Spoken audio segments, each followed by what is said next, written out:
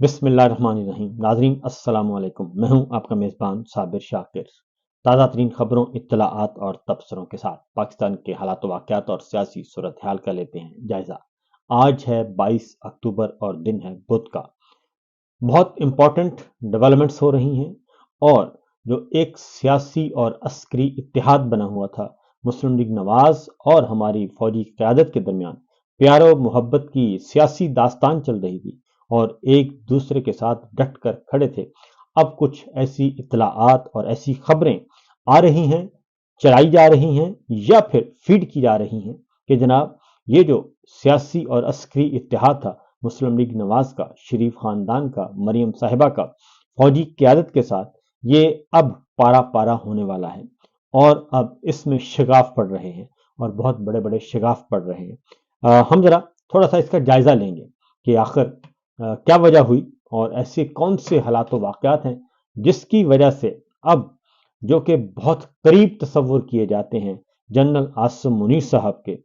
جو کہ بہت زیادہ اسٹیبلشمنٹ کے اور مسلم لیگ نواز کے بھی قریبی حلقے ہیں، وہاں پہ ایسی باتیں کیوں آ رہی ہیں، جبکہ دوسری جانب اسٹیبلشمنٹ کے ہی آدھے جو ماؤس پیس ہیں، اسپوکس پرسن ہیں غیر رسمی، وہ یہ کہتے ہیں کہ نہیں جناب، جی ایچ کیو اور شہباز شریف صاحب کے درمیان تو ہوا بھی نہیں گزرتی۔ تو یہ شہباز شریف صاحب کا کیا معاملہ ہے، اور پھر بھتیجی کے خلاف کیوں خبریں آ رہی ہیں؟ یہ بہت ہی دلچسپ داستان ہے۔ پہلے ذرا ایک بات آپ کو یہاں چلتے چلتے بتا دوں، پھر آگے بڑھتے ہیں، کہ یہ بات ذہن میں رکھیے گا کہ آج تک، آج کے بعد خاص طور پہ جو بھی خبریں ان دنوں میں آ رہی ہیں، اور جو خبریں انڈائریکٹ آپ سنیں یا ڈائریکٹ سنیں، تو جو بھی افواہ سنیں، پروپیگنڈا سنیں اور کوئی بریکنگ سٹوریز سنیں، اس کا آپ نے جائزہ ضرور لینا ہے۔ اس لیے جائزہ لیں اس تناظر میں کہ 28 نومبر بہت قریب آ رہا ہے، اور جنرل عاصم منیر صاحب کی ایکسٹینشن جو ہے وہ ایک بہت بڑا مہمہ بنی ہوئی ہے، اور ایک اطلاع اور بھی ہے کہ اس ایکسٹینشن سے بچنے کے لیے، یعنی کہ اس سے راہ فرار اختیار کرنے کے لیے، اس بات کا بہت امکان ہے کہ جناب نواز شریف صاحب بہت جلد خرابی صحت کی بنیاد پہ ان کو لندن کا وزٹ کرنا پڑے ایک بار پھر، اور اگر وہ لندن کا دورہ کرتے ہیں تو اس صورت میں نواز شریف صاحب جو ہیں وہ 28 نومبر کے بعد وہ جائیں گے پاکستان، اور تب فیصلہ کریں گے کہ انہوں نے واپس جانا ہے یا پھر یہیں علاج معالجے کے لیے لندن میں یا پھر کسی اور ملک میں قیام کرنا ہے۔ اس کی ریزن یہ ہے کہ معاملہ بدستور خراب اور خراب سے خراب تر ہوتا جا رہا ہے، اور اس کی وجہ ایک بہت بڑا سانحہ ہے وہ بنا ہوا ہے۔ تو پہلے ذرا جائزہ لیتے ہیں ساری صورتحال کا، پھر یہ ہے کہ پنجاب حکومت کے جو معاملات ہیں وہ بھی انتہائی جو ہے وہ کہنا چاہیے کہ ان کی بنیادیں جو ہیں وہ پہلے سے زیادہ ہل چکی ہیں۔ پہلے ذرا عمران خان صاحب کی ایک گفتگو آپ کے سامنے رکھتے ہیں، کیونکہ عمران خان صاحب جو ہیں وہ واضح طور پر ان ساری باتوں کو سن کے، وہ باتیں بھی میں آپ کو بتاؤں گا، لیکن کل عمران خان صاحب نے جو گفتگو کی ہے وہ بڑے کلیئر ہے۔ انہوں نے کہا کہ عاصم منیر صاحب کی جانب سے پاکستان میں جو ہارڈ اسٹیٹ کا تصور فروغ دینے کی کوشش کی جا رہی ہے وہ بالکل غلط ہے، اور ہارڈ اسٹیٹ کا اصل مطلب ہے ایسی ریاست جہاں آئین کی بالادستی، قانون کی عملداری، عدل اور انصاف کا نظام ہو، اور جمہوری آزادی ہو، جہاں ذاتی مفاد نہیں بلکہ ملک اور قوم کا مفاد مقدم ہو۔ انہوں نے کہا کہ عاصم منیر کی ہارڈ اسٹیٹ سے مراد ایسی ریاست ہے جہاں جمہوریت کے تمام ستونوں کو کھل کر عاصم لا نافذ ہے، ستونوں کو کچل کر عاصم لا نافذ ہے۔ اور یاد رکھیں، عمران خان صاحب نے کہا کہ یاد رکھیں، عوام کی تائید اور حمایت کے بغیر کسی بھی ملک میں کسی ہارڈ اسٹیٹ کا قیام ناممکن ہے۔ جو مظالم عاصم لا کے تحت ڈھائے جا رہے ہیں، ان میں سے ریاست ہارڈ نہیں بلکہ اس کی جڑیں مزید کمزور کر رہی ہے، اور 26 نومبر اور مرید کے کی طرح اپنی ہی فوج، رینجرز اور پولیس کے ذریعے اپنی ہی عوام پر گولیاں برسانے کے سے ریاست کوئی مضبوط نہیں ہو سکتی۔ خیبر پختونخوا کے عوام نے تحریک انصاف کو بھرپور مینڈیٹ دیا ہے اور اس مینڈیٹ کے تحت یہ میرا آئینی اور جمہوری حق ہے کہ صوبے کی پالیسیاں خود مرتب کروں، کیونکہ میں براہ راست عوام کو جواب دہ ہوں۔ اور وزیر اعلیٰ خیبر پختونخوا سہیل آفریدی کا بھی حق ہے کہ وہ میرے ساتھ مشاورت سے صوبوں میں ان پالیسیوں کا نفاذ یقینی بنائیں جن کے لیے عوام نے ان پر اعتماد کیا ہے اور ہمیں ووٹ دیا ہے۔ عمران خان صاحب نے کہا کہ تحریک انصاف کے دور میں بہتر پالیسیوں کے باعث خیبر پختونخوا سمیت ملک بھر میں امن قائم ہوا، مگر رجیم چینج کے بعد سے حالات مسلسل بگڑتے جا رہے ہیں۔ میں 3 سال سے مسلسل کہتا آیا ہوں کہ ہمیں دانش مندی سے اور دوراندیشی کا مظاہرہ کرتے ہوئے افغانستان کے ساتھ پرامن انداز میں معاملات آگے بڑھانے چاہیے، لیکن افغانستان کے ساتھ دانستہ طور پہ کشیدہ صورتحال ہوئی اور تشویشناک صورتحال ہوئی۔ نفرت اور تصادم کسی صورت کے مفاد میں نہیں ہے۔ عوام کے حقیقی نمائندوں کی بنائی ہوئی پالیسیاں ہی دہشت گردوں کا دے پا حل نکال سکتی ہیں۔ انہوں نے کہا کہ میرے خلاف بھی جھوٹے مقدمات بنائے گئے اور جان بوجھ کر مقدمات کو لٹکایا جا رہا ہے۔ القادر میں 10 مہینے ہو گئے، میرا کیس ہی نہیں سنا جا رہا، نہ میرا نہ بشرا بی بی کا سنا جا رہا ہے، اور یہ ضمانت کا درخواست تھی اور اس کو تاحال تاخیر کا شکار بنایا ہوا ہے، اور صرف اس لیے بنایا ہوا ہے کہ میں ان کو انکار کر رہا ہوں اور مسلسل انکار بھی کر رہا ہوں اور چیلنج بھی کر رہا ہوں۔ اور انہوں نے کہا کہ ارکان اسمبلی کو اور وکلا کو ہدایت کی ہے کہ تمام کیسز کے معاملے میں عدالتی کاروائیوں سے میں باقاعدہ طور پہ شرکت کریں، ہائی کورٹس میں، سپریم کورٹ میں، اور اس کے لیے عدالتی اور قانونی جنگ میں تیزی لے کے آئیں اور اب اڈیالہ جیل کی طرف رخ نہ کریں بلکہ عدالتوں کا رخ کریں، کیونکہ چیزیں وہاں پھنسی ہوئی ہیں اور انہی کے دروازے کو کھٹکھٹانا لازمی ہے۔ تحریک انصاف کے دور حکومت میں نواز شریف کو جیل میں روزانہ کثیر تعداد میں سیاسی رہنماؤں سے ملاقات کی اجازت تھی، فیملی کو بلا روک ٹوک آنے جانے کی اجازت تھی، اور اس کے برعکس انہوں نے کہا کہ آج مجھے مکمل تنہائی میں رکھا ہوا ہے اور اس سے بڑے سیاسی انتقام کی مثال پاکستان میں ملتی نہیں ہے۔ اور اس کے ساتھ انہوں نے کہا کہ مجھے جیل مینول کے مطابق یہ تمام سہولتیں میسر ہونی چاہیے، لیکن جیل مینول پر بھی عمل نہیں کیا جا رہا، اور یہ سب کچھ اس لیے کیا جا رہا ہے کہ میں ان کی بات نہیں مان رہا، اور لہٰذا انہوں نے کہا کہ یہ سراسر بنیادی اور قانونی حقوق کی خلاف ورزیاں ہیں۔ یہ عمران خان صاحب نے کہا، اور یہ اس ساری گفتگو کے بعد کہا جب یہ آفر کی جا رہی ہے جناب جنرل عاصم منیر صاحب کی طرف سے، یہ خبریں آ رہی ہیں کہ مریم صاحبہ کا قصہ تمام ہونے والا ہے۔ میرے سامنے خبریں پڑی ہیں جی 2، اور اس میں نون لیگ جو ہے وہ حسب معمول جو لڑائی شروع ہوئی ہے جی مرید کے سے، مرید کے کا قتل عام سانحہ ایک بڑا مسئلہ بن چکا ہے، اور اس کے بعد 330 مساجد اور 238 مدارس پہ قبضہ، یہ مسئلہ بن چکا ہے، اور اس کے بعد اہل سنت والجماعت پورا بریلوی اسکول آف تھاٹ جو ہے وہ اس وقت ایک جگہ پہ ایک فورم پہ نظر آ رہا ہے،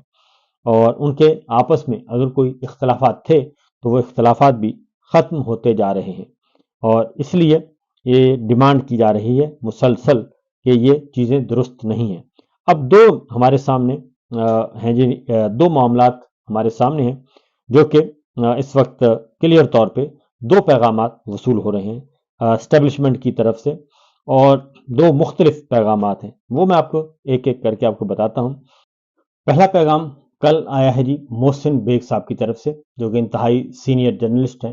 اور بہت زیادہ قریبی تصور کیے جاتے ہیں جنرل عاصم منیر صاحب کے۔ ان کی طرف سے ایک پیغام تو یہ آیا کہ پنجاب حکومت کے پیچھے اب اسٹیبلشمنٹ نہیں ہے، اور مریم صاحبہ کے پیچھے اب اسٹیبلشمنٹ نہیں ہے، اور آنے والے دنوں میں آپ بہت جلد یہ معاملہ دیکھ لیں گے، یہ نظارہ آپ خود دیکھیں گے۔ اس کے بعد محسن بیگ صاحب نے یہ بھی کہا کہ جتنی خدمت نون لیگ کی تیفی بٹ نے کی ہے، جتنے پیسے خرچ کیے ہیں، کوئی اور کر کے دکھائے۔ تیفی بٹ کی ساری فیملی نون لیگ کے ساتھ رہی ہے، کیونکہ تیفی بٹ کو ایک مبینہ پولیس مقابلے میں، جعلی پولیس مقابلے میں رحیم یار خان میں قتل کیا گیا ہے، اور وہ ہلاک ہو گئے ہیں، اور ان کے بھائی جو ہیں تیفی بٹ کے، وہ بھی اس بات کا برملا اظہار کر چکے ہیں کہ ان کے بھائی کو دبئی سے یقین دہانیوں کے ساتھ وہاں سے لایا گیا اور ہم عدالت کے سامنے سرنڈر کر رہے تھے اور عدالت کے سامنے ہم نے آپ کو بے گناہ ثابت کرنا تھا، لیکن اس کو کراچی لایا گیا اور کراچی سے بائی روڈ لاہور لایا جا رہا تھا اور رحیم یار خان کے قریب بتایا گیا کہ جی وہ مارے گئے ہیں پولیس مقابلے میں، اور اس کے پھر ان کی جو ڈیڈ باڈی ہے وہ بھی وہ کہتے ہیں کہ شرائط کے ساتھ ہمیں دینا چاہ رہے ہیں کہ لکھ کر دیں کہ ہم کوئی کاروائی نہیں کریں گے، اور پھر ان کے دوسرے بھائی کا بھی ایک سٹیٹمنٹ آیا اور یہی بات ہوئی، کیونکہ جو پنجاب میں ماورائے عدالت قتل اور وہ سی سی ڈی کے انڈر جو 500 پولیس مقابلے ہوئے ہیں جس میں 670 بندہ مارا گیا ہے، اور ان میں ایک تیفی بٹ بھی ہیں، کیونکہ تیفی بٹ لاہور کے نامی گرامی جو ہیں وہ ایک تھے، ان کو قبضہ گروپ بھی کہا جاتا تھا اور ان کو بہت زیادہ طرفدار بھی کہا جاتا تھا اور ان پہ بہت زیادہ الزامات بھی تھے اور ان پہ بہت زیادہ دو دشمنیاں جو چل رہی تھیں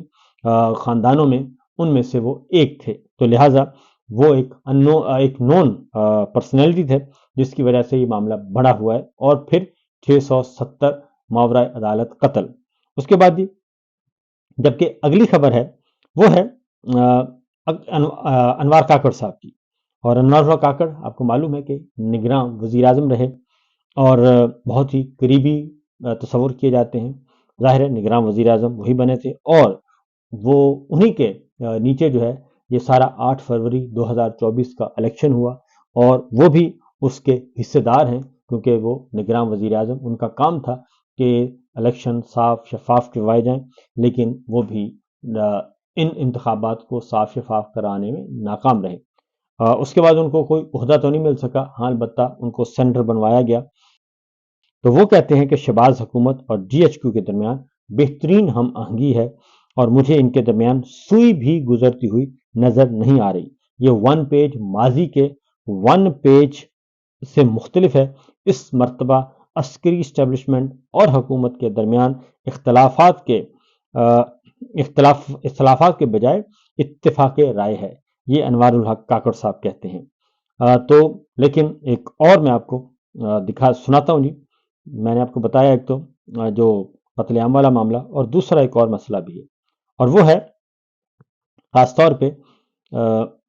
پنجاب کا معاملہ جو قتل ہوئے ہیں مرید کے کا سانحہ مرید کے، اس میں اب ایک اور کریکٹر آ چکے ہیں اور شرف پوری صاحب ہیں، بہت ہی قابل اعتماد اور ایک نون پرسنالٹی ہیں، اور انہوں نے کیا کہا مرید کے بارے میں، اور اہل سنت والجماعت کے اہم رہنما بھی ہیں، ایم پی اے بھی رہ چکے ہیں، اور انہوں نے مسلم لیگ نواز میں تھے، مسلم لیگ نواز چھوڑ دی تھی۔ شرف پوری صاحب کہہ رہے ہیں کہ جو سانحہ مرید کے ہوا، لاشیں اٹھائی گئیں، جلائی گئیں اور گاڑیاں چڑھائی گئیں، اس کا مقدمہ شہباز شریف صاحب پہ، محسن نقوی صاحب پہ، مریم صاحبہ پہ ہونا چاہیے، پنجاب حکومت پہ ہونا چاہیے، کیونکہ یہ ایک طے شدہ بات ہے۔ وہ کہتے ہیں نواز شریف صاحب کو عادت پڑ گئی ہے اس فیملی کو، کیونکہ سانحہ ماڈل ٹاؤن بھی کیا، 26 نومبر بھی کیا، اور اگر ان کو نہ روکا گیا تو یہ معاملات آگے مزید خراب کریں گے۔ اصل میں یہ لوہاروں کو وہ کہتے ہیں جی چسکا پڑ گیا ہے، اور بہت سخت الفاظ اور بہت سخت انٹرویو کیا انہوں نے، اور انہوں نے تحریک لبیک پہ بھی ان کی قیادت پہ بھی تنقید کی ہے، اور اس میں بھی انہوں نے کہا ہے کہ جناب یہ جو تحریک لبیک والے ہیں وہ بھی اپنی دیگر جماعتوں کے ساتھ رابطے میں نہیں تھے، اور انہوں نے بھی ان کی غلطیاں اور کوتاہیاں اپنی جگہ، لیکن اس کا مطلب یہ ہرگز نہیں ہے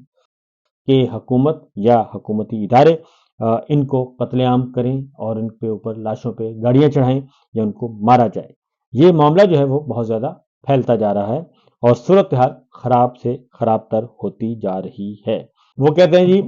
یہ جو قیادت ہے لبیک کی وہ بھی ان کے پاس ہے، اور اگر یہ ان کو نہیں لے کے آتے تو اس کا مطلب ہے کہ ان کے ساتھ کوئی نہ کوئی غلط کام انہوں نے کر دیا ہے۔ یہ صورتحال ہے، وہ سچویشن ہے جس کے بعد بخوبی اندازہ لگایا جا سکتا ہے کہ معاملات کہاں سے کہاں تک پہنچے ہوئے ہیں اور کیوں یہ سب کچھ ہو رہا ہے، اور یہ کیوں جو سیاسی اور عسکری اور بلکہ شریف فیملی کے ساتھ جو عسکری اتحاد تھا یہ کیوں پارا پارا ہو رہا ہے۔ اس کی 3-4 وجوہات ہیں جناب، اور وہ بڑی کلیئر ہیں کہ